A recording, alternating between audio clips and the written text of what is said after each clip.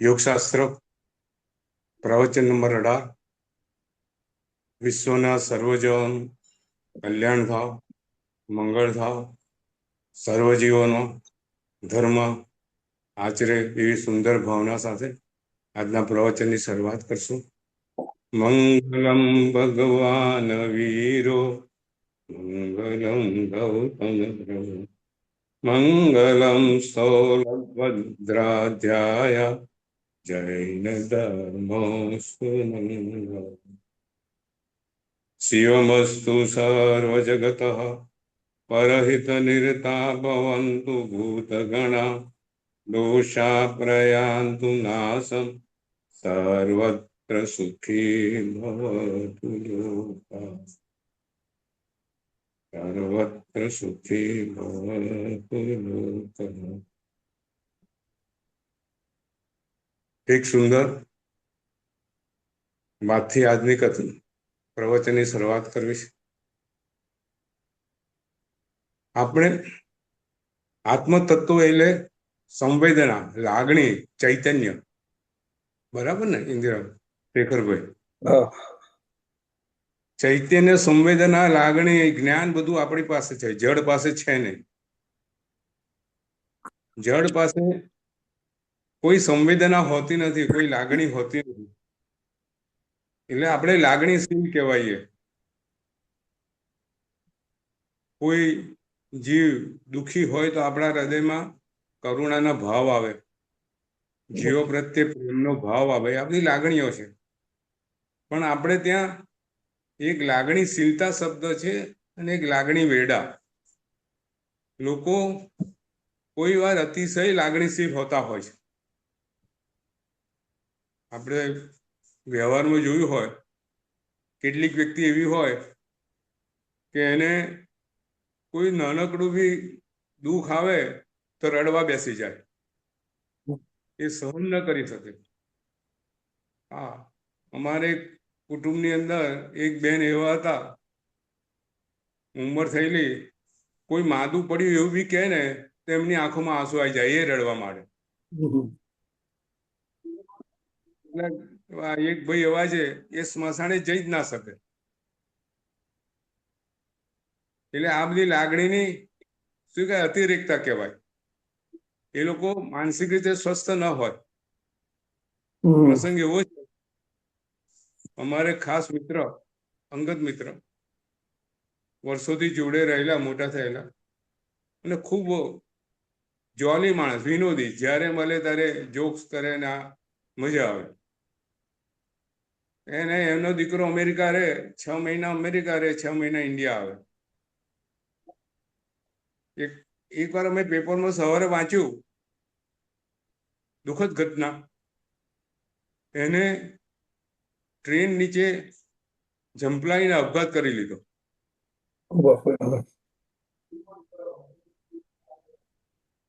પણ અમને તો બધાને દુઃખ તો થયું, પણ આશ્ચર્ય બી થયું કે આવું એકદમ એને આવું પગલું, આત્યંતિક પગલું કેવી રીતે ભરી દીધું. કાયમ હસતો રમતો, બધાને હસાવતો માણસ. પછી મિત્રતા એટલે બધી જાણકારી મેળવી તો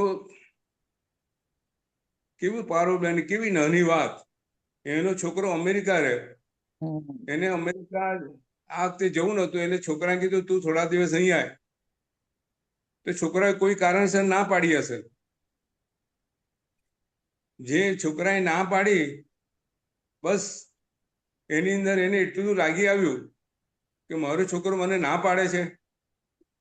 અને બીજી સવારે જો ઘરમાં એની પત્ની બધા હતા, બે સવારે જઈ અને ટ્રેન નીચે ઝંપલાઈને આપઘાત કરી દીધો.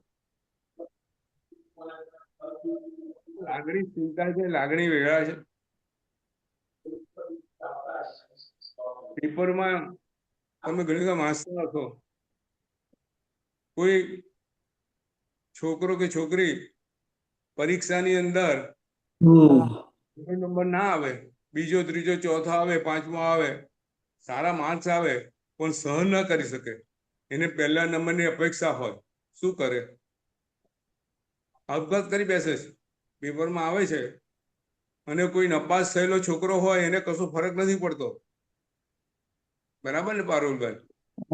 કોઈ નપાસ હોય તો કે જોઈ લઈશું બીજે વર્ષે, ક્યાં ફરક પડે છે? અને પહેલે નંબરે પાસ થયેલો બીજે નંબરે ત્રીજે પાસ થયેલો આપઘાત કરી બેસે. એટલે આપણે શાસ્ત્રમાં કીધું છે કે આ બધું, આ લાગણી વેળા એ સ્વસ્થતા, માનસિક સ્વસ્થતાની નિશાની નથી. જાગ્રત આત્મા પોતાની સંવેદના પર કાબુ રાખતો હોય છે, અને અજાગ્રત આત્મા, જે આત્મા એ રાગની અંદર લાગણીઓ એના પર કાબુ મેળવી લેતી હોય છે. અને આને કારણે જે સ્વસ્થ માણસ હોય છે એના કરતા લાગણી વગર, જે લાગણી વેડાવાળા માણસ હોય છે, જીવનને બહુ અસ્વસ્થતા અનુભવે છે. અમારે ખાસ મિત્ર હતા, હવે ફર્ટિલાઇઝરના કેટલા વર્ષો સાથે, બહુ આમ મજાના માણસ. હવે એમને એકને એક દીકરો, જુવાન જોત દીકરો, એ દીકરો અચાનક મૃત્યુ પામ્યો. તો ભાઈને ત્યાં ગયા તો ભાઈ બિલકુલ નોર્મલ, એ કહે છે પંકજ, હવે ભગવાનને ગમ્યું તું તો ખરું, આપણે શું કરી શકવાના છે? એ સારો દીકરો હતો તો ભગવાને ઉપર બોલાવી દીધો, એને એમની પાસે રાખ્યો. તો પ્રસંગ એકને એક છે. એકને એક છોકરો ખાલી આવવાની ના પાડે છે ને આપઘાત કરે છે, અને એક છોકરો કાયમ માટે ચાલી જાય છે, પણ એના મનમાં સ્વસ્થતા આટલી જ છે. તો ભગવાને આ સ્વસ્થતા કેળવવા માટેની આપણને વાત કરી છે. લાગણીઓ પર, સંવેદના પર કાબુ મેળવવાની વાત કરી છે. આપણી લાગણી, આપણી સંવેદના પર કાબુ ના હોય તો ક્રોધથી આપણે ગમે તે કરી બેસીએ. માણસ બહુ લોભી હોય તો ધુતારાઓ એને તૂટી જાય, બરાબર ને શેખરભાઈ? આપણે લોભિયા હોય ત્યાં ધુતારા ભૂખે ના મરે. વ્યાજની એટલી લાલચ આપે, બધા પૈસા આપી દે એને. આજે અત્યારે આવું બનતું જ હોય છે. તો આપણે, તમે જો ભગવાનની વાત જુઓ, જે ભગવાને પોતે ત્રિશલા માતા પિતાને, ભગવાન મહાવીર સ્વામીએ પોતાને ત્રિશલા માતાને દુઃખ ન પડે એટલા માટે 2 વર્ષ પછી દીક્ષા લીધી, બરાબર છે ને? એમને ખબર હતી કે માતા પિતાની હાજરીમાં દીક્ષા લઈશ તો માતા પિતા વિરહથી મૃત્યુ પામશે. તો એમને સ્વસ્થતા કેળવી, અને 2 વર્ષ પછી, ભાઈને કહેવાથી 2 વર્ષ પછી દુઃખ ના પહોંચે એટલે એમની સામેવાળાની લાગણીશીલતા જાણતા હતા. અને એ જ ભગવાન મહાવીરને જ્યારે સંગમ દેવે એમના પર જ્યારે ઉપસર્ગ કર્યા, ત્યારે એક ઉપસર્ગ એવો હતો કે માતા પિતા આવીને એમને બહુ વીણવે છે. માતા પિતા આવીને અશ્રુ ધારા વડે એને સમજાવે છે કે દીકરા, તું હવે આટલું તું સહન ના કરીશ, તું પાછો આવી જા. એ જ માતા પિતા, જે માતા પિતાને કારણે એમને દીક્ષા સંયમ મોડો લીધો, એ જ માતા પિતા અહીંયા માયાજાળ છે. ત્યાં તો માતા પિતા માયાજાળમાં દેખાય છે. ભગવાન મહાવીરની આંખમાંથી એના રૂવાડું ફરકતું નથી. સ્વસ્થ છે, જાગ્રત છે, ધ્યાનની દશામાં છે, પૂર્ણ જાગ્રત છે. ભગવાને આપણને યોગશાસ્ત્ર દ્વારા આ વસ્તુ આપણના જીવનમાં ઉતારણ કહે છે કે તમે તમારી લાગણીઓને કાબુ રાખો, તમે સ્વસ્થ બનો.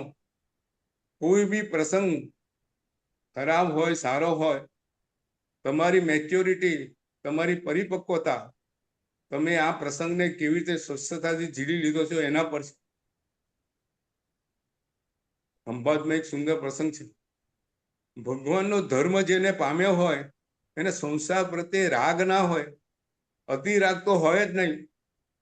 માણસો સ્વસ્થ રહે, ગમે તે ખબર છે આ બધું અનિત્ય છે, આ બધું જતું રહેવાનું છે, કશું જોડે રહેવાનું નથી. આ સંસારની ભાવના એને આત્મસાત કરેલી હોય. ખંભાતની અંદર મોટા શેઠ પ્રસંગ બનેલો, નામ મને ખબર નથી, પણ ખૂબ, અને સંઘના પ્રમુખ કાયમ વ્યાખ્યાનની અંદર બિલકુલ સમયસર આવે. ઘણી વખત મહારાજ સાહેબે આ દાખલો આપણને કીધેલો છે પ્રસંગમાં, વ્યાખ્યાનની અંદર, નગર શેઠ કાયમ સમયસર આવે અને ગુરુ મહારાજને ખબર કે નિયમિત આવે. વ્યાખ્યાનનો સમય 9 વાગ્યાનો હોય તો 9 વાગે આવીને બેઠેલા જ હોય. એવી વ્યાખ્યાન પ્રત્યે એમની નિયમિતતા. એકવાર એવું બન્યું, એ શેઠ મોડા આવ્યા. વ્યાખ્યાનની અંદર 15-20 મિનિટ મોડા આવવાનું થયું. એટલે ગુરુ મહારાજે સ્વાભાવિક રીતે પૂછ્યું કે શેઠ કેમ આજે મોડા પડ્યા? તો કીધું કે મહેમાન હતા, એ મહેમાનને આજે વડાવીને આવ્યું છું. સહેજ આંખની અંદર નર્મતા હતી. આજુબાજુ બધા બેઠેલા હતા વ્યાખ્યાનની અંદર, સમાજના બધા માણસો. ત્યારે એક ભાઈએ ઊભા થઈને કીધું કે સાહેબ, એમનો જુવાન જો દીકરો આજ સવારે મૃત્યુ પામ્યો અને એની આજે એમને સ્મશાનમાં વળાવી અને શેઠ પાછા આવ્યા છે. વ્યાખ્યાનની અંદર મહેમાન હતા, એને વળાવીને આવ્યો. આ સ્વસ્થતા યોગ શાસ્ત્ર દ્વારા આપણને આ સ્વસ્થતા, આ લાગણી શીખવી છે. સુંદર વાત કરવી છે. આજે યોગ અને મન, આજનું મનોવિજ્ઞાન શું કહે છે શેખરભાઈ, એ વિશે આજે વાત કરવી છે. થોડી અલગ વાત છે આજે. એ વાત આજે સમજીએ કે આજના મનોવૈજ્ઞાનિકો, આજના સાયકોલોજીસ્ટ મન વિશે શું કહે છે, મન વિશે એમની શું કલ્પના છે, એ શું એમની શું થિયરી છે, જરા સમજીએ તો આપણને ખ્યાલ આવે કે યોગ શાસ્ત્ર દ્વારા આપણે શું મેળવવા માંગીએ છીએ. ખૂબ સુંદર વાત છે. અને તમે જોજો કે સહેજ ઊંડાણમાં જજો તો આપણને ખ્યાલ આવી જશે કે મનોવિજ્ઞાનની આજની વાત ને યોગ શાસ્ત્રની વાતમાં મોટો કોઈ તફાવત નથી. મનોવિજ્ઞાનમાં કીધું છે કે આપણી પાસે મન 2 પ્રકારના છે, એક બાહ્ય મન અને એક આંતર મન. એટલે એક કોન્શિયસ માઇન્ડ અને એક સબકોન્શિયસ માઇન્ડ. જે જાણતા હશે મનોવિજ્ઞાન, પારુલભાઈ ખબર હશે, એક બાહ્ય મન અને એક આંતર મન. તો બાહ્ય મન એટલે શું? બાહ્ય મન એટલે જે મન આપણી લાગણી, આપણા વિચારો, આપણે જે વર્તણૂક, એટલે આપણે જે કે વિચારો કરીએ છીએ, આપણા મનમાં એક જે લાગણી ઉભરી જાય, આપણે જે વર્તણૂક કરીએ છીએ, વ્યવહાર કરીએ છીએ, એ બધું મનને, એ મન એનું સજાગતાથી અનુભવ કરે.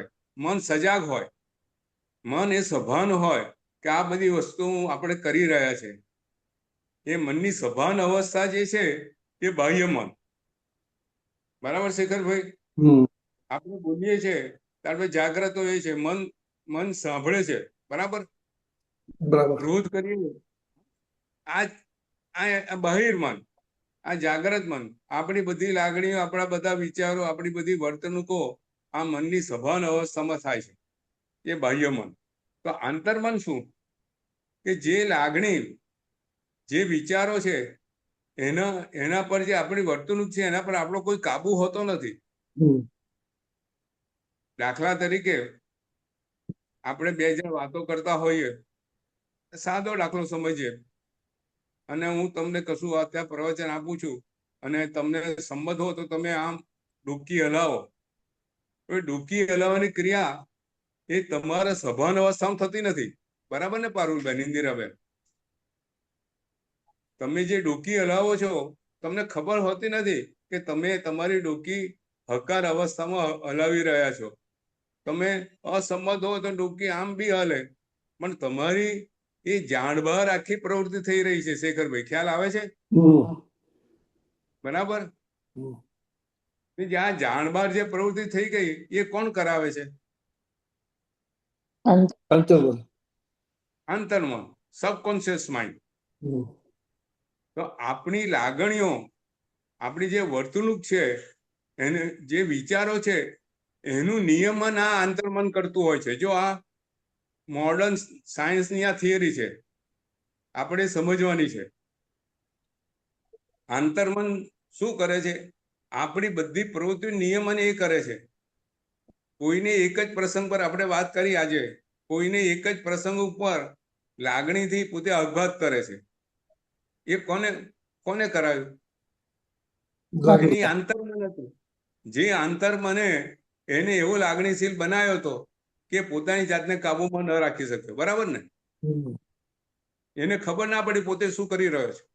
આંતરમન દ્વારા, અને એકનો છોકરો મરી ગયો અને ખૂબ સ્વસ્થતા જ બેઠા હતા. કોને કરાવ્યું? આ આંતરમન છે જે નિયમન કરે છે. બરાબર? તો મનોવિજ્ઞાન કહે છે કે આ બાહ્ય મન અને આંતરમન, આપણે પાણીમાં જે બરફ હોય, પાણીમાં બરફ તરતો હોય છે ને, ઇન્દિરાબેન, પારુલબેન, પૂર્ણિમાબેન, રીતુબેન, આપણે સમજીએ આ બહુ ટેકનિકલ વસ્તુ છે. આપણે યોગશાસ્ત્ર દ્વારા આ વસ્તુ સમજી ને આપણે યોગશાસ્ત્ર મનોવિજ્ઞાનની દ્રષ્ટિએ કેવી રીતે ઉપયોગી છે એ વસ્તુ આજે લાગણીની વાત એટલા માટે કરવામાં આવે છે કે આપણે લાગણીઓને કેવી રીતે કાબુમાં કરીએ. યોગશાસ્ત્ર શું કહે છે, માનસશાસ્ત્ર શું કહે છે, સાયકોલોજીસ્ટ શું કરતા હોય.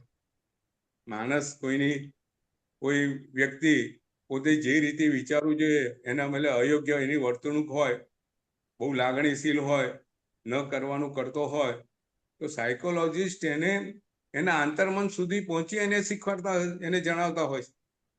તો આ બરફ જે છે ને એ પાણીમાં શું હોય શેખરભાઈ, તરે ને? જે તરતો વાળો ભાગ હોય, જે બરફ આપણને ઉપર દેખાય, એ વિજ્ઞાન પ્રમાણે કેટલો ભાગ હોય? 10મો. ટપકું ટોચ જ હોય. બરાબર ને? 10મો ભાગ. ટોચ તરતી હોય ને બરફ કેટલો અંદર હોય? 9 ભાગ. બરફ અંદર હોય. બરાબર? પાણીની અંદર જે બરફ છે, બરફ તરતો હોય તો ખાલી ઉપરનો ભાગનો બરફ અંદર હોય અને નીચેનો મોટા ભાગનો બરફ પાણીની અંદર હોય, જે આપણને દેખાય નહીં. બરાબર? હવે મનોવિજ્ઞાન શું કહે છે કે જે ઉપર તરતો ભાગ છે એ બાહ્ય મન છે, અને અંદર જે આખો બરફ છે એ આંતરમન છે. આપણે આંતરમનને જોઈ શકતા નથી. આંતરમન પર આપણો કાબુ નથી. એટલે આંતરમન જે બધું નિયમન કરે છે એ રીતે આપણે આગળ વધીએ છીએ. એટલે આંતરમનને જોઈ શકતા હોય ત્યારે આપણું જીવન ખરાબે ના ચડે.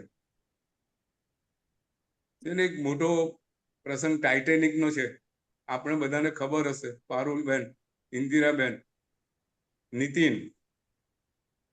નીતિન આવેલો છે, નામ વંચાતું નથી. હા. તો જે ટાઇટેનિક જે વહાણ હતું, જહાજ, વિશ્વનું શ્રેષ્ઠ જહાજ, ઇંગ્લેન્ડમાં બન્યું હતું. હજારો લોકો એમાં બેસવા માટે તલ પાપડ હતા. વર્ષો પહેલા એનું બુકિંગ થઈ ગયું હતું. એ ટાઇટેનિક સફરે નીકળ્યું હતું અને દૂર દૂર એમને એક બરફની ટપકું જેવું દેખાયું. એમને ખ્યાલ નહીં કે અંદર આખો બરફનો પહાડ છે. અને શું બન્યું? એ ટાઇટેનિક ડૂબી ગઈ. બરફના પહાડ સાથે અથડાયું અને સમુદ્રમાં ગરકાવ થઈ ગયું. આપણે વાત આ કરવી છે કે જેવી રીતે આ ટાઇટેનિક બરફ સાથે અથડાયું, જોઈ નહીં શક્યું, સમુદ્રમાં ગરકાવ થઈ ગયું, લાખો લોકો મરી ગયા. બસ આ આંતરમન ની આ પદ્ધતિ છે. તમે આંતરમનને નિયમન ન કર્યું, આંતરમન દ્વારા આપણી વૃત્તિઓ છે, આપણા કસાયો છે, આપણા રાગ દ્વેષની વૃત્તિઓ છે, આપણી લોભની વૃત્તિઓ છે, એ આંતરમન દ્વારા એને કાબુમાં લેવાની છે. આપણો ધર્મ, જો હવે વાત અહીંયા આવે છે કે મનોવિજ્ઞાન જે કહે છે એ જ વાત આપણો ધર્મ અલગ રીતે કહી રહ્યો છે કે ભાઈ તમે તમારા કસાયો, વૃત્તિઓ, તમારી આસક્તિ, તમારા રાગ દ્વેષ મોહ, આ બધું તમે કંટ્રોલમાં રાખો. અને કેવી રીતે રાખો એના આપણે ધર્મએ માર્ગ બતાવ્યા છે. મનોવિજ્ઞાન શું કહે છે એની વાત આજે કરીએ છીએ. મનોવિજ્ઞાન કહે છે કે આંતરમન કેવી રીતે ઘડાય છે. જો સહેજ વધારે ઊંડાણમાં જઈએ છે, સંતોષબેન, રીતુબેન, કે ભાઈ આ આંતરમન કેવી રીતે ઘડાયું. આંતરમન, દરેકના આંતરમન ની એની નિયમનની પદ્ધતિ દરેકની અલગ અલગ હોય છે ને શેખરભાઈ. એક વસ્તુ દરેક જીવ દરેક પરિસ્થિતિમાં એક સરખો વર્તતો નથી, બરાબર ને? બરાબર. તો દરેકનું આંતરમન કેવી રીતે ઘડાયું, એ આંતરમન એ જે આપણને ખબર પડે તો આંતરમનને આપણે કાબુમાં રાખી શકીએ. એક વખત ખબર પડે કે આવી રીતે આંતરમનનું ઘડપણ થાય છે, આંતરમન આવી રીતે બને છે, તો આપણે એને આગળ વધી અને એને કેવી રીતે કાબુમાં રાખીએ એ વાત આપણે કરીએ. તો આંતરમન વિજ્ઞાન પ્રમાણે કે તમે જે જ્ઞાન મેળવ્યું, આજુબાજુથી માહિતી મેળવી, બરાબર ને? આપણું આંતરમન સાયન્સ પ્રમાણે એ રીતે ઘડાય છે કે તમે જેમ જેમ મોટા થતા ગયા, આજુબાજુના વાતાવરણથી તમે જે જ્ઞાન મળ્યું, ઘરના દ્વારા જે જ્ઞાન મળ્યું, પછી પુસ્તકો દ્વારા જ્ઞાન મળ્યું, એ દ્વારા તમે તમારા વિચારોને ઘડ્યા. તમારું આંતરમન આ રીતે ઘડાયું અને પછી એ ઘડાયેલું આંતરમન જે વિચારો જે ભણ્યા, જે રીતે ભણ્યા હોય અને એ રીતે તમે વિશ્લેષણ કર્યું અને એ રીતે તમે તમારું આંતરમનનું નિયમન કર્યું, સબકોન્શિયસ માઇન્ડ. આપણું ધર્મ શું કહે છે, ભગવાન શું કહે છે, શાસ્ત્ર શું કહે છે, ત્યારે સમજીએ કે આપણી અંદર પૂર્વભવથી સંસ્કારો ચાલ્યા આવે છે, બરાબર? બરાબર છે એકદમ. જે સંસ્કારો આપણે લઈને આવેલા છે કર્મ દ્વારા, એ રીતે આપણે પ્રવૃત્તિઓ કરીએ છીએ. એ સંસ્કારો પછી આજુબાજુનું વાતાવરણ નિમિત્ત, બરાબર ને? એ દ્વારા આપણે આપણી જે કઈ વર્તણૂક, વિચાર, એ બધું નિમિત્ત દ્વારા, સંસ્કાર દ્વારા આપણે બધા કરીએ છીએ. એટલે ભગવાન શું કહે છે કે તમે તમારા સંસ્કારો લઈને આવ્યા છો, એ સંસ્કારોને દૃઢ કરવા માટે સારા નિમિત્ત વચ્ચે રહો, બરાબર? સારા કાર્ય કરતા રહો તો ધીરે ધીરે ધીરે આહારની સંજ્ઞા બહુ હોય તો તમે પચખાણ લો, બરાબર? તમે રસ, બધી ખારી ખાટી વસ્તુ ખાવાની બહુ ગમતી હોય તો આંબેલ કરો, તો ધીરે ધીરે તમારી આહાર વૃત્તિ પર કાબુ આવશે, બરાબર? બરાબર. તો આંતરમનને કંટ્રોલ કરવાની ભગવાને એક અલગ પદ્ધતિ આપણને આપી છે, એક વ્યવહારુ પદ્ધતિ આપી છે. અહીંયા મનોવૈજ્ઞાનિકો એવું કહે છે કે તમારા આંતરમનને, આ રીતે ઘડાયેલા આંતરમનને હવે તમારે આંતરમનને સુધારવું છે, તમારે આંતરમનને સ્વસ્થ બનાવવું છે. તમારા સબકોન્શિયસ માઇન્ડથી તમારા જે મલિનતા છે દૂર કરવી છે. તો સૌથી પહેલા શું કરવું પડે? તમારે આંતરમનને શું બનાવવું છે એના માટેની બધી માહિતી ભેગી કરવી પડે. તમારે સ્વસ્થ બનાવવું છે, પછી તમારે આંતરમન સુધી પહોંચવું પડે, બરાબર ને? તમે આંતરમન સાથે પહોંચો અને પછી તમે એનું કચરો સાફ કરો, અને આંતરમનને પહોંચવાની વાત એ જ આપણે યોગ શાસ્ત્રમાં આપણે અંદર પહોંચવાની વાત છે, અંતરયાત્રા. બરાબર. બરાબર. આપણે જે યોગની વાત કરીએ છીએ, યમ, નિયમ, આસન, પ્રાણાયામ, પ્રત્યાહાર, ધારણા, ધ્યાન ને સમાધિ, આ શું છે? આંતરમન સુધી પહોંચવાની એક પ્રક્રિયા છે કે જેના દ્વારા આપણી અંદર રહેલા બધી મલિનતાને દૂર થાય, શુદ્ધ આત્માનું દર્શન થાય. એ આંતરમન એથી ચૈતન્ય તત્વો સાથે જે જોડાણ છે, એ ચૈતન્ય તત્વો સાથે આપણે પહોંચવાનું છે. યોગ અને ધારણા, ધ્યાન ને સમાધિ આ જ પ્રક્રિયા છે. યોગની જે પ્રક્રિયા આપણે જે કરીએ છીએ એ શું છે? આંતરમન સુધી પહોંચવાની પ્રક્રિયા છે. ભાવ પ્રાણાયામ શું છે જે કરાવીએ છીએ તે, શેખરભાઈ? અંતરમન સુધી પહોંચવાનું. બરાબર છે. સંતોષબેન, ઇન્દિરાબેન, પારુલબેન, નીતિન, બરાબર? ભાવ પ્રાણાયામ આપણે જે કરીએ છીએ, પછી જે સમાધિ સુધી પહોંચીએ છીએ, શું છે? એક આંતરમનને જોવાની પ્રક્રિયા છે, આંતરમન સુધી પહોંચવાની પ્રક્રિયા છે કે જેનાથી આપણું સબકોન્શિયસ માઇન્ડ સ્વસ્થ બને. કોઈ બી પરિસ્થિતિમાં હા એક વખત આપણે એ એચીવ કરી લીધું એટલે આપણે પરિસ્થિતિને અલગ દ્રષ્ટિથી નિહાળતા થઈ જઈએ છીએ. સાક્ષી ભાવ આવી જાય છે, સ્વીકાર ભાવ આવી જાય છે, રાગ દ્વેષ મંદ પડતા જાય છે, કસાયો મન પડતા જાય છે. એ આપણે યોગ દ્વારા આપણે જ મેળવવાનું છે. એટલે હવે આજે એક વિજ્ઞાન એક આજનું મનોવિજ્ઞાન શું કહે છે એની વાત કરી. બાહ્ય મન એ હિમશિલા પર તરતું ટપકા જેવું છે, પણ આંતરમન આપણી બધી પ્રવૃત્તિઓ કંટ્રોલ કરે છે. આપણું ડાયજેશન, અંદર આપણે શ્વાસ લીધો, કોઈ લોહી ફરતું કર્યું, હૃદયના ધબકારા, આ બધું કોણ કરે છે? આપણો કોઈ કંટ્રોલ ખરો નીતિન બિલકુલ એના પર? નહીં. તો મોટા ભાગની આપણી જે ક્રિયાઓ છે એ બધું આંતરમન અથવા સબકોન્શિયસ માઇન્ડ, જે આપણી ચેતના છે, ચેતના દ્વારા આ બધું કંટ્રોલ થતું હોય છે. તો આજે આ વાત સમજીએ, આજના મનોવિજ્ઞાનની વાત. અને જે મનોવિજ્ઞાને જે વાત કરી છે એ જ યોગશાસ્ત્રની વાત છે, કોઈ મોટો ફરક નથી. એમની વાત થોડી જુદી છે, સહેજ અલગ છે, પણ મેજર તો એ જ છે. આપણે સંસ્કારની વાત કરીએ છીએ, આપણે કશાયની વાત કરીએ છીએ, એ વાત એ અલગ રીતે કરે છે. બરાબર છે? તો જો હવે આપણે 7:40 થઈ છે, તો આપણે ધ્યાન ધરવાનું છે ને આજે? હા, એ તો છે, એ તો કરવાનું. સરસ. તો હવે આપણે શું છે, અડધો 1 કલાક આપણો જતો હોય છે, એટલે આપણે ધ્યાન કરીશું. આવતી વખતથી જે મોક્ષ માર્ગ છે, આત્માના મુક્તિનો માર્ગ છે, એના માઇલસ્ટોનની વાત કરવી છે. આ પેરેલલ ધ્યાન સાથે આપણે જતા જઈશું. એ માઇલસ્ટોનની વાત કરી અને યોગશાસ્ત્રમાં જે વિવિધ ધારણાઓ, એ વિવિધ ધારણાઓ શું છે એ ખૂબ સુંદર વાત હવે આપણે આગળ કરશું. આપણે યોગશાસ્ત્રમાં ખૂબ આગળ વધી ગયા છે. બેઝિક વસ્તુઓ આપણે આત્મસાત કરી લીધી છે.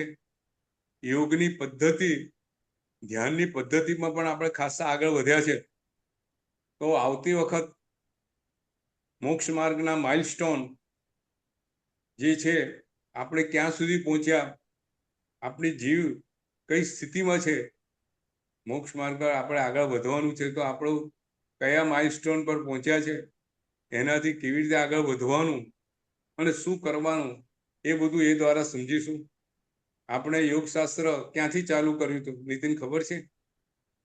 કે ભાઈ વિવિધ દર્શનો, યોગ એટલે શું, ધ્યાન ને સમાધિ કેવી રીતે કરવાનું કહે છે, એ બધી વાત કરેલી. વિવિધ બધા મહાપુરુષોની વાત, મહાપુરુષો, રાજયોગ, મહાપુરુષોની વાત કરેલી. પછી અષ્ટાંગ યોગ, પતંજલિની વાત કરી. ત્યારબાદ આપણે જૈન ધર્મ યોગ વિશે શું માને છે અને આત્માના મુક્તિનો જે માર્ગ છે જૈન ધર્મમાં કઈ રીતે અલગ છે, કઈ રીતે સંપૂર્ણ છે અને એ કેવો છે એની વાત કરેલી. પછી 5 આચારની વાત કરી.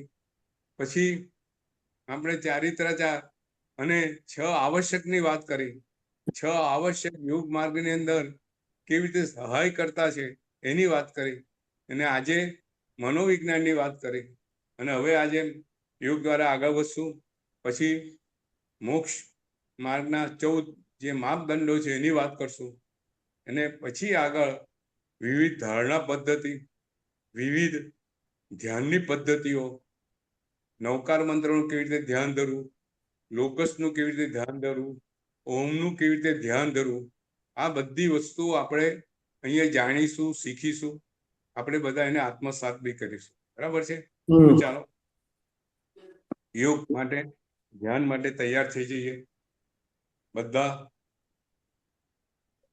બધા કટ્ટા પોતાને જે સુખાસન, સ્વસ્તિકાસન, પદ્માસન, પગનું જે આસન ફાવતું હોય તે, ને તો ખુરશી પર બેઠા હોય તો 2 પગ નીચે અડેલા, ઢીંચણ સીધા, હાથ ઢીંચણ ઉપર, જ્ઞાન મુદ્રામાં. ક્યાંય શરીરમાં તણાવ, ટેન્શન નથી. એ રીતે આસન ગ્રહણ કરો, આંખો બંધ. હવે આપણે કમરને ટટ્ટાર કરશું, ડોક આપણે સીધી કરશું, આંખો હળવેથી બંધ કરી છે.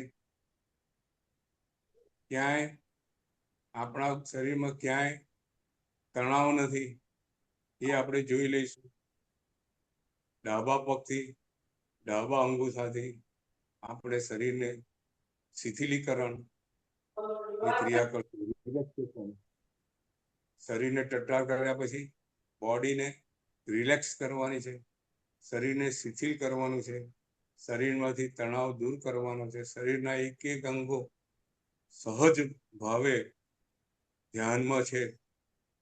ડાબા પગથી શરૂઆત કરશું, સહેજ અંગૂઠો હલાવીશું, કશું ત્યાં તણાવ નથી. સહેજ આંગળીનું મૂવમેન્ટ કરશું, ત્યાં કોઈ તણાવ નથી. ડાબા પગના પંજા પર ધ્યાન છે, બિલકુલ સ્વસ્થ છે. પગની એડી પર ધ્યાન છે, પગની એડીમાં ક્યાંય દુખાવો નથી. સહેજ હલાઈને જોઈ લઈશું. પછી પગ ઉપર જઈશું, પગના બધા મસલ્સ, પગમાં ક્યાંય દુખાવો નથી, પગ સહજ રીતે છે. પછી ઢીંચણ પર આપણું ધ્યાન આવે છે, ડાબા પગના ઢીંચણ સહેજ હલાવીશું, ક્યાંય તણાવ નથી ઢીંચણમાં. ઢીંચણ તણાવયુક્ત છે, કોઈ દુખાવો ત્યાં નથી, સહજ સરળ છે. શરીરનો કોઈ ભાગમાં દુખાવો છે નહીં. આપણે લાંબો સમય બેસી શકશું એવી શરીરની પરિસ્થિતિ છે. પછી આપણું ધ્યાન સાથળ ઉપર છે. સાથળ બિલકુલ સહજ અવસ્થામાં છે. પાછળ સાંધા ઉપર ધ્યાન છે, સાંધા બિલકુલ સરળ છે. પછી ધ્યાન જમણા પગની અંગૂઠા પર, જમણા પગનો અંગૂઠો સહેજ હલાવીએ છીએ, આંગળીઓ સહેજ હલાવીએ છીએ. સ્વસ્તિકાસનમાં આ બધી આંગળીઓ દબાયેલી હોય છે, એટલે સહેજ હલાવી એને તણાવ મુક્ત કરવાની છે. પંજો હલાવીએ છીએ, પછી એડી હલાવીએ છીએ. એડી દબાયેલી છે પણ એના પર કોઈ વજન નથી, બધું સહજ અવસ્થામાં છે. પગ સહજ અવસ્થામાં છે. જમણું ઢીંચણ સહેજ હલાવીને જોઈ લઈએ, ક્યાંય તણાવ નથી. સાથળ ક્યાંય તણાવ નથી. પાછળનો સાંધો, બોલ, જોઈન્ટ બિલકુલ તણાવ મુક્ત છે. હવે આપણું ધ્યાન ઉદર પટલ પર છે, પેટ ઉપર છે. પેટમાં ક્યાંય તણાવ નથી. ધીરે ધીરે ધ્યાન આપણું શરીરના ઉપર ભાગ પર જાય છે, ત્યાં શરીરના ફેફસા તરફ ધ્યાન જાય છે. ધીરે ધીરે હૃદય ઉપર ધ્યાન છે, હૃદયની ગતિ મંદ છે. કોઈ હૃદય સ્વસ્થ છે, કોઈ ઝડપથી ગતિ નથી. હૃદય આપણું સ્વસ્થ છે, સુંદર મંદ ગતિએ હૃદય ચાલી રહ્યું છે. ધબકારા મિનિટના 72 એવા ધબકારા આપણે જોઈ રહ્યા છે, સાંભળી રહ્યા. ધબકારા, આપણા હૃદયના ધબકારા પર આપણું ધ્યાન છે. ખૂબ મંદ ગતિએ હૃદયના ધબકારા ચાલી રહ્યા છે. ત્યાંથી ઉપર જઈએ છીએ, આપણું ધ્યાન ડોક ઉપર આવે છે. ડોક આપણી સીધી છે, ડોક આપણી ટટ્ટાર છે. ઉપર ધ્યાન હોઠ ઉપર, હોઠ બંધ છે પણ હોઠ ખેંચાયેલા નથી, સાવ સ્વાભાવિક અવસ્થામાં હોઠ છે. નાક ઉપર ધ્યાન છે, નાસિકા, આપણો શ્વાસ જોઈ રહ્યા છે. મંદ ગતિએ ચાલી રહ્યો છે, શ્વાસ મંદ ગતિએ ચાલી રહ્યો છે. ધ્યાન આપણું માત્ર શરીર ઉપર ગયા. ભ્રકુટી, ભ્રમરો, આંખો બંધ છે, સરળ સહજ અવસ્થામાં આંખો બંધ છે. પોપચા પર કોઈ ખેંચાણ નથી, ભ્રકુટી પર કોઈ ખેંચાણ નથી. આજ્ઞા ચક્ર, કપાળ, બધું સહજ અવસ્થામાં છે. આપણું માથું સહજ અવસ્થામાં છે. બ્રહ્મરંધ સહજતામાં છે. આપણું ધ્યાન હવે મૂલાધાર ચક્ર પર થઈ કરોડરજ્જુ પર આવે છે. કરોડરજ્જુ ટટ્ટાર છે, બિલકુલ ટટ્ટાર છે, ક્યાંય તણાવ નથી. આપણે ધીરે ધીરે એક મણકા પર ધ્યાન કરતા કરતા કરતા છેક ઉપર જ્યાં બ્રહ્મનંદ પર કરોડરજ્જુ અટકે છે ત્યાં આપણું ધ્યાન છે. સહસ્ત્રાચાર ચક્ર પર ધ્યાન છે. બધું સ્વાભાવિક અવસ્થામાં છે. હવે આપણે સંકલ્પ લઈએ છીએ, હે પરમ ઉપકારી જીનેશ્વર ભગવાન, આપે આત્મમુક્તિનો આત્મશુદ્ધિનો જે માર્ગ અપનાવ્યો છે, જે ધ્યાનનો માર્ગ છે, એ ધ્યાનના માર્ગ પર હું આગળ જઉં છું. હું અંતરયાત્રા આજે કરું છું. હું અંતરયાત્રા કરી અને આત્માના શુદ્ધ સ્વરૂપને જાણવા માંગુ છું. પરમ આનંદમાં જવા માંગુ છું. આ મારી ધ્યાનની અવસ્થા જ્યાં સુધી હોય ત્યાં સુધી હું મારા શરીરને હલાવીશ નહીં. હું વચનથી મૌન રહીશ. મારા મનને સ્થિર કરીશ. મારા મનને સ્થિર કરી હું અંદર પહોંચીશ, આત્મ સુધી પહોંચીશ અને આત્માને સ્પર્શ કરી, આત્માનો અનુભવ કરી પૂર્ણ આનંદમાં પહોંચીશ. ત્યાં સુધી હું સ્થિર રહીશ, સ્થિર રહીશ. હવે આપણું ધ્યાન માત્ર શ્વાસ ઉપર છે. શ્વાસ નાસિકા અને ઓઠની વચ્ચે આપણું ધ્યાન છે. આપણું ધ્યાન માત્ર શ્વાસ પર છે. શ્વાસ અંદર જાય છે તો બહાર નીકળે છે. પાન અપાન રેચક પૂરક એ ક્રિયા ખૂબ ધ્યાનથી આપણે જોઈ રહ્યા છે. મન બિલકુલ એના પર એકાગ્ર છે. આપણે શ્વાસને જોઈ રહ્યા છે. ઓઠને શ્વાસ સ્પર્શ કરી રહ્યો છે. ઓઠની ઉપર ત્યાં શ્વાસ સ્પર્શ કરી રહ્યો છે. શ્વાસ અંદર જાય છે, શ્વાસ બહાર નીકળે છે. ખૂબ મંદ ગતિએ શ્વાસ અંદર જાય છે, શ્વાસ બહાર નીકળે છે. એના સ્પર્શનો અનુભવ આપણે કરી રહ્યા છે. 24 વખત આ ધ્યાન ધરશું. આ ધ્યાન લાંબો સમય ધરવાનું હોય છે. 10 મિનિટ, 20 મિનિટ, ચાહે તો 48 મિનિટ સુધી આ ધ્યાન તમે ધરી અને મનને સ્થિરતા, એકાગ્રતાનો અભ્યાસ આપણે કરી શકીએ છીએ.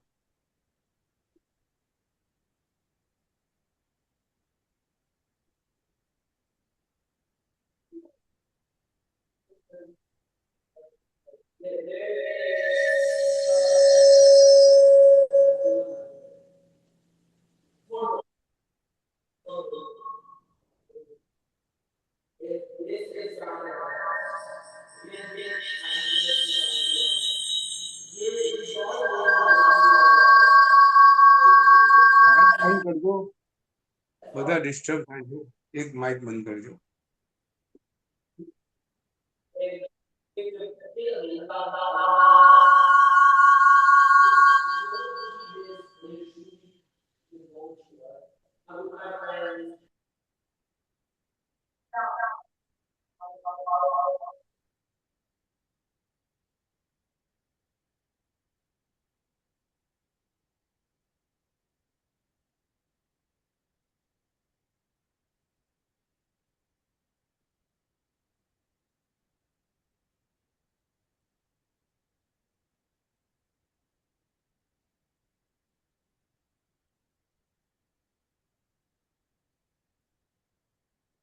શ્વાસ સ્પર્શ કરી રહ્યો છે. અંદર જતો શ્વાસ આપણે જોઈ રહ્યા છે. બહાર નીકળતો શ્વાસ આપણે જોઈ રહ્યા છે. હવાનો સ્પર્શ આપણે અનુભવી રહ્યા છે. અંદર જતી હવા ઠંડી છે. બહાર આવતો શ્વાસ ગરમ છે. અંદર જતી હવા અંદર ગયા પછી રિએક્શન કરે છે, પ્રોસેસિંગ થાય છે. એ હવા મલિન થઈ ગરમ થઈને બહાર નીકળે છે. આપણે એનો અનુભવ કરી રહ્યા છીએ.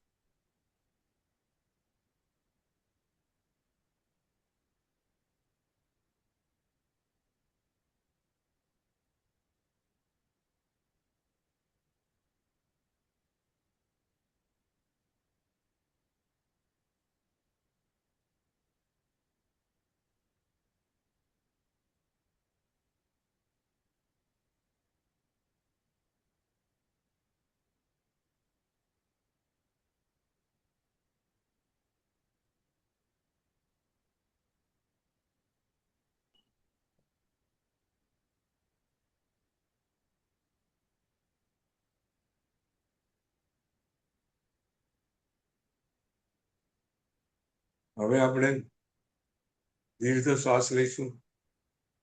1 થી 5 ગણતા પૂરક.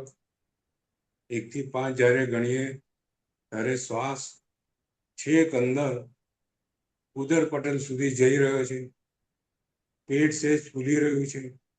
ધીરે ધીરે એ હવા ઉપર આવી રહી છે અને આપણી છાતી સંપૂર્ણ રીતે ફૂલી રહી છે. હવા પૂર્ણ રીતે આપણા ફેફસા પૂર્ણ રીતે ફૂલી ગયા છે. મેક્સિમમ શ્વાસ દીર્ઘ દ્વારા હવા દ્વારા આપણે અંદર લીધેલો છે. પૂરક અવસ્થા છે. 1 થી 5 બોલીએ પૂરક. પછી એ હવાને 1 થી 5 બોલીએ ત્યારે અંદર રાખવાની છે, એને આંતરકુંભક. 1 થી 5 બોલીએ પછી 1 થી 5 બોલીએ એટલે રેચક. રેચક વખતે છાતીથી સૌથી પહેલા છાતીથી હવા નીકળશે. છાતી અંદર જશે. ધીરે ધીરે ધીરે ઉદર પટલથી છેલ્લી હવા નીકળશે. આપણે આ બધું જોઈ રહ્યા છે. એમાં આપણું પૂર્ણ ધ્યાન છે અને છેલ્લે ઉદર પટલ પર આપણું ધ્યાન છે. ઉદર પટલ ફેફસા બિલકુલ ખાલી થઈ ગયા છે, સંકોચાઈ ગયા છે, પૂર્ણ સંકોચાઈ ગયા છે. હવે આપણે 1 થી 5 ત્યાં બોલીશું. એ બાહ્ય કુંભક છે. હવા બહાર છે, ફેફસા ખાલી છે. એ ખાલી ફેફસાને 1 થી 5 બોલતા અનુભવ કરશું. ફરી પૂરક કરશું. 1 થી 5 બોલશું. ફરીથી આંતરકુંભક કરશું 1 થી 5 બોલીને. 1 થી 5 મનમાં બોલવાના છે. 1 થી 5 બોલવામાં કોઈ ઉતાવળ કરવાની નથી. આપણે હવે આને સ્ક્વેર ક્રિયા કહે છે ટેકનિકલી. હવે આપણે 1 થી 5 દ્વારા દીર્ઘ શ્વાસની પ્રક્રિયા દ્વારા ફેફસાને પૂર્ણ ભરશું. ફેફસા આનાથી મજબૂત થાય છે. આપણું ધ્યાન શ્વાસની ગતિ ઉપર બરાબર હોય છે. એને કારણે મનની સ્થિરતા ખૂબ સારી રીતે વધી રહી છે. એકાગ્રતા, મન સ્થિર વધુ ને વધુ બને છે.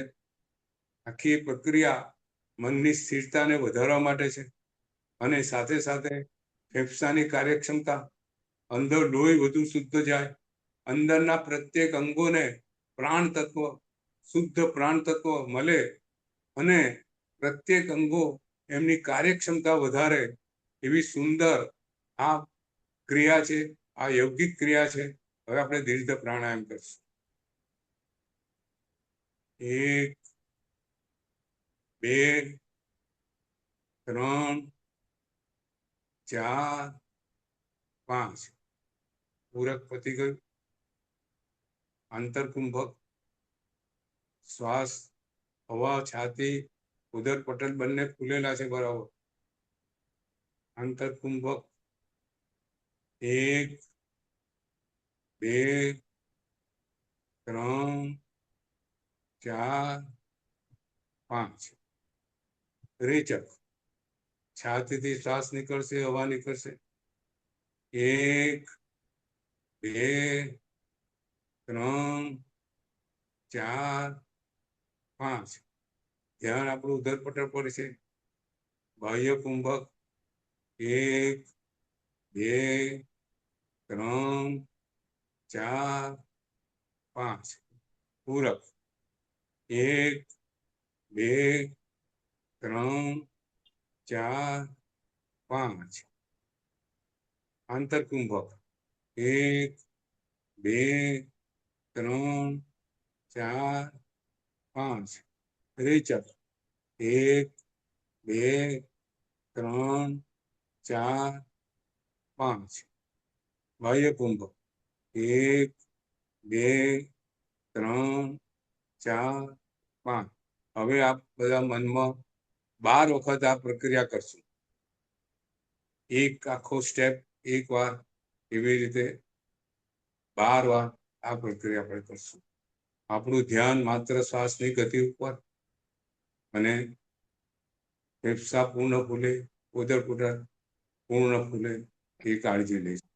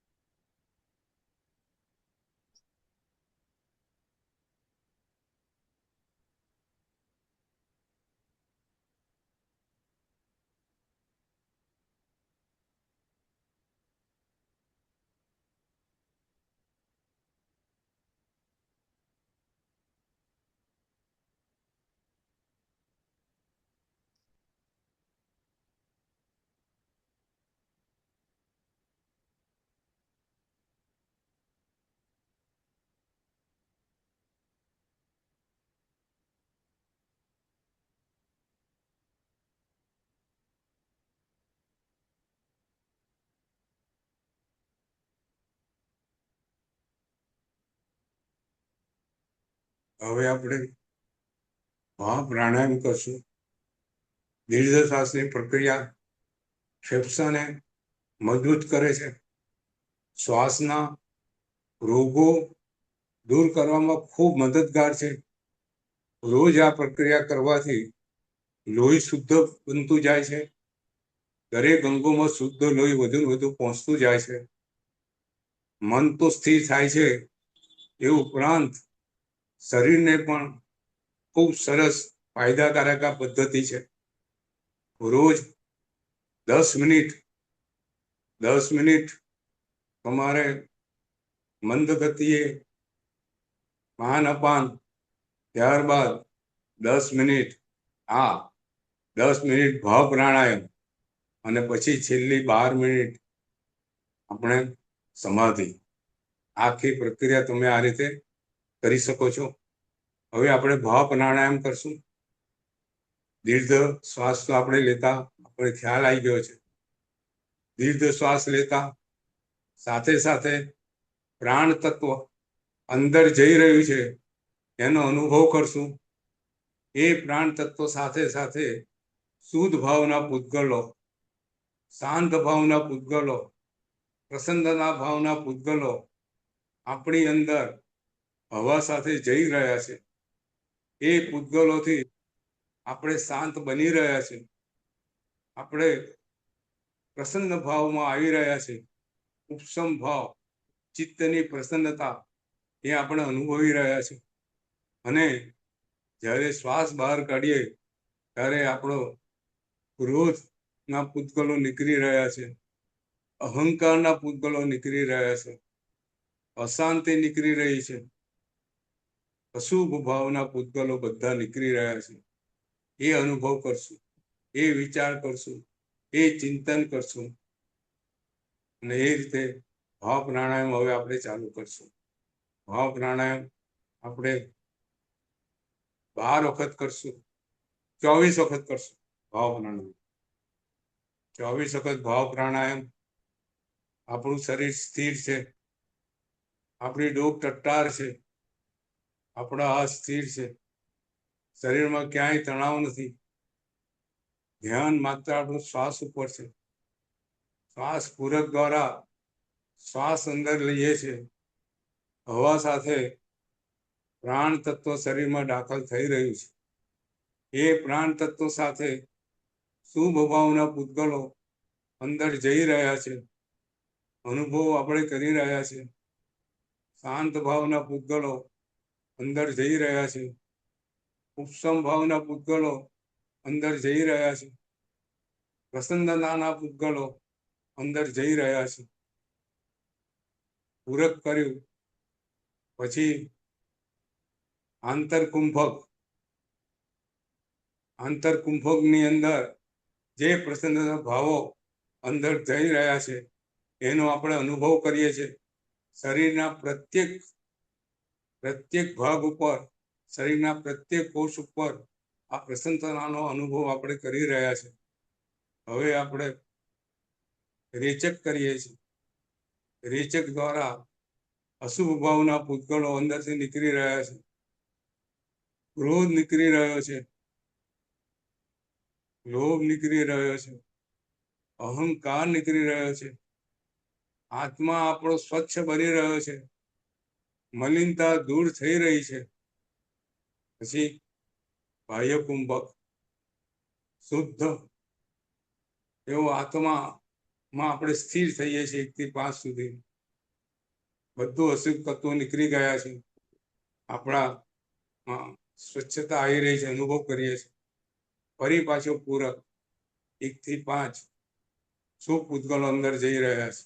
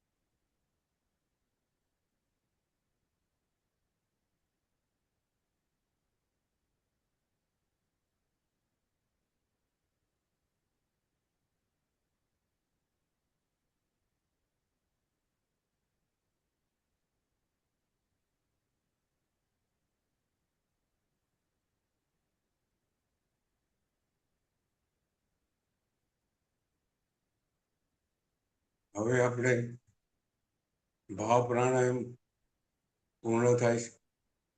હવે આપણે અંદર યાત્રા ચાલુ કરવાની છે. ખૂબ અંદર પહોંચવાનું છે.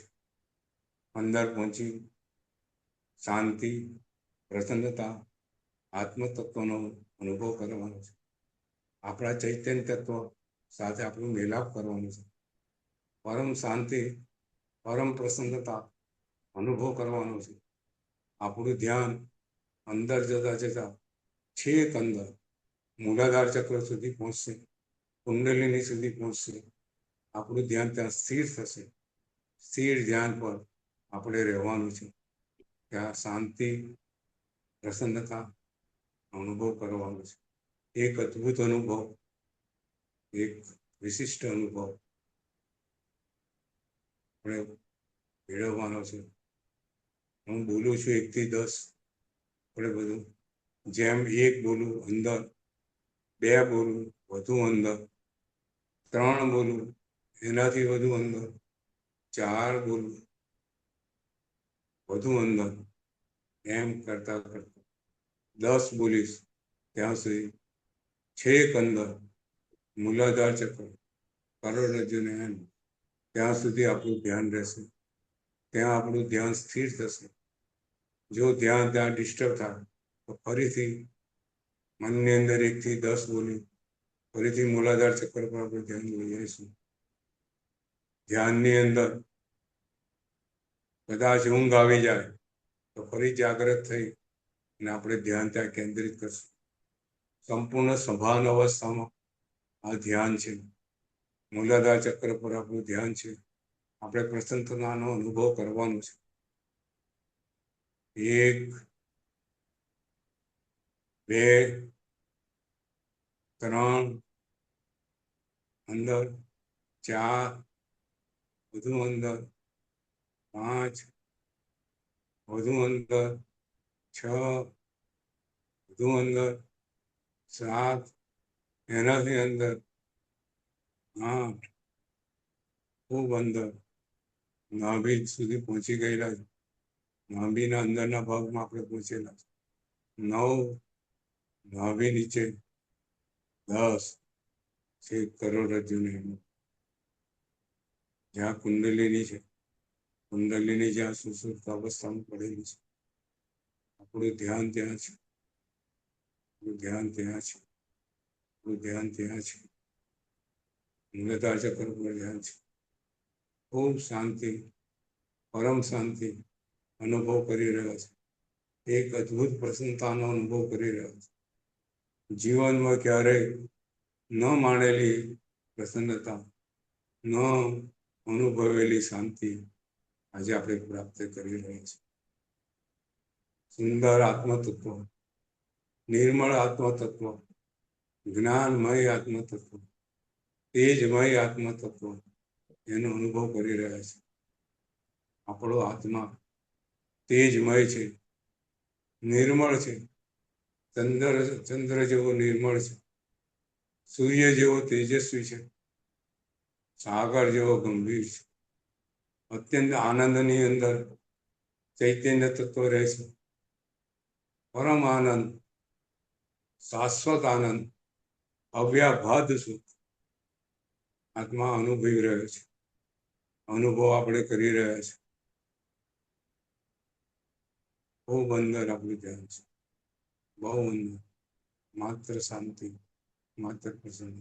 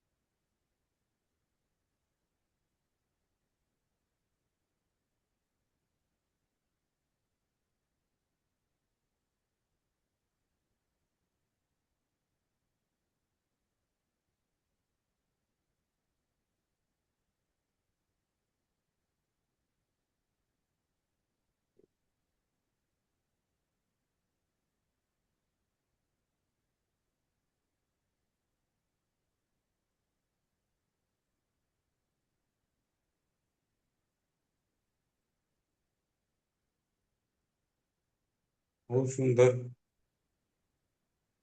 ધ્યાન આપણું માત્ર અંદર છે. બહુ શાંતિ, ક્યારે ન મેળવેલી શાંતિ. શરીરથી આપણે અલગ છે.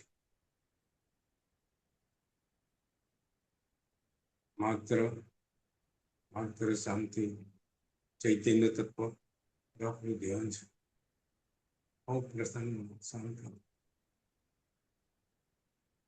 હવે આપણે ધીરે ધીરે બહાર નીકળી રહ્યા છે. ધીરે ધીરે બહાર નીકળી રહ્યા છે. ધીરે ધીરે બહાર નીકળી રહ્યા. ધીરે ધીરે આપણું ધ્યાન આપણા શરીર પર આવે છે. બંને હાથ સહજ અવસ્થામાં છે. જ્ઞાન મુદ્રામાં છે. કમરથી ટટ્ટા છે. આંખો બંધ છે. પગ સહજ અવસ્થા. ધીરે ધીરે આપણું ધ્યાન શ્વાસ ઉપર આવે.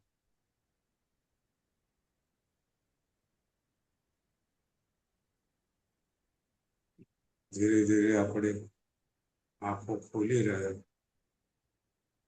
આંખો ખોલી રહ્યા. ખૂબ ધીરે આહિસ્તા.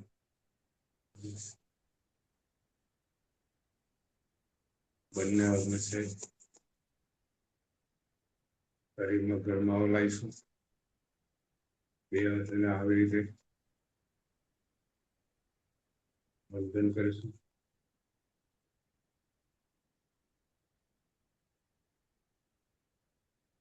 પૂર્ણિમાબેન, ઇન્દિરાબેન, પારોલબેન, રીતુબેન, સંતોષબેન, નીતિન. સરસ. જી સરસ, બરાબર. સરસ. બહુ સરસ ગુરુજી, મજા આવી, આનંદ ખૂબ જ આવ્યો. સરસ. બસ પાછા આવવાનું મન નથી આપણું થતું, આમ આંખો ખોલવાનું જ મન નહીં થાય. એક અદ્ભુત શાંતિનો આપણે બધા અનુભવ કરી રહ્યા જી. છીએ. આ શાંતિ એટલે પછી શું છે કે આપણે બહારની પરિસ્થિતિમાં આપણું મન પછી જાય નહીં. હમ. તો ધીરે ધીરે અંદરથી શાંત, આંતરમન આપણું શાંત જેમ જેમ થતું જશે ને તેમ તેમ આપણી બહારની વર્તણૂક બદલાતી જશે. આ જ વાત મનોવિજ્ઞાન કરે છે. બરાબર ને? જી. અને પ્રેક્ટિસ જેમ જેમ વધતી જાય છે ને એમ આમ જુદો જ અનુભવ થાય છે. પ્રેક્ટિસ રોજ કરવાની. તમે જોજો જી. ને આ બધું છે ને તમને બીજું જેમ મન સ્વસ્થ થશે, મન પ્રસન્ન થશે, તેમ તેમ આપણા શરીરની અમુક બીમારીઓ દૂર થતી જશે. આપણને ખબર નહીં પડે. ધારો કે એસિડિટી થતી હોય, અલ્સર, આ બધું ધીરે ધીરે દૂર થાય, શાંત થાય, અંદરથી શાંત થઈએ. અંદર હવે કોઈ ચિંતા નથી તો એસિડિટી શાની થાય?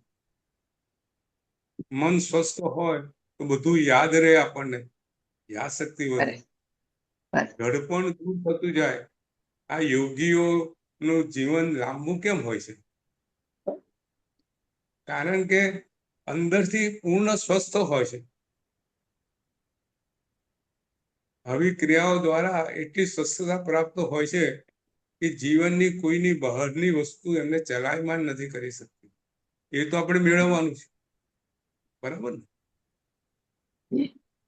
ભગવાનને કોઈ બહારની વસ્તુ ચલાયમાન નથી કરી શકતી. આજે વાત કરીને જે માતા પિતાને કારણે એમને સંયમ લીધો નતો, એ જ પેલા સંગમ દેવે ઉપસર્ગ દ્વારા માતા પિતાને ઉભા કર્યા. માતા પિતા રડે છે, યશોધરા રડે છે, જોડે નાની બાળકી રડે છે, પણ ભગવાન ચલાયમાન થતા નથી. સ્વસ્થ છે, અંદરથી સ્વસ્થ. અંદરનું સુખ એમને પ્રાપ્ત કરેલું છે.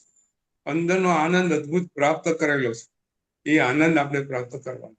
એ પ્રસન્નતા, એ આનંદ, એ ચિદાનંદ સ્વરૂપમ શિવોહમ શિવો. સૂત્ર યાદ રાખવાનું. આપણે કોણ છે? ચિદાનંદ સ્વરૂપમ શિવોહમ શિવોહમ. આનંદ, સત આનંદ અને જ્ઞાનમય. જ્ઞાન ને આનંદ એ આપણું મૂળ સ્વરૂપ છે. જ્ઞાન અને આનંદ, જ્ઞાન આપણું સ્વરૂપ છે, આનંદ આપણું ગુણ છે. બરાબર છે?